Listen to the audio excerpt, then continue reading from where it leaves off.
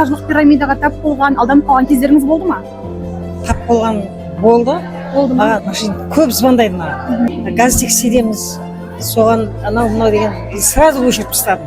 Себебі жолдасыма да тура солай звондағанда қыздарым телефоныма мында не қойып берген.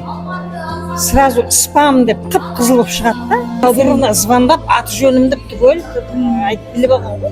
Таныс болғанда туған жиенім сол 3 миллион алып тоқтатып қойды. Бір айын төледі 87 мың болды. Қызылордада болады. Олмай жаңағы көбейіп кеткен. Бәрінің 1000 адамдай жинап енді соны сотқа беріп алған. Үшін алаяқтардың құрбаны болмау үшін не істеу керек, қалай есептейсіз? Мысалы, Телефонды көтермеу керек, бейтаныс номер. Көп сөйлеспеу керек дейді ғой. Көп сөйлессеңіз уже кете береді дейді олар.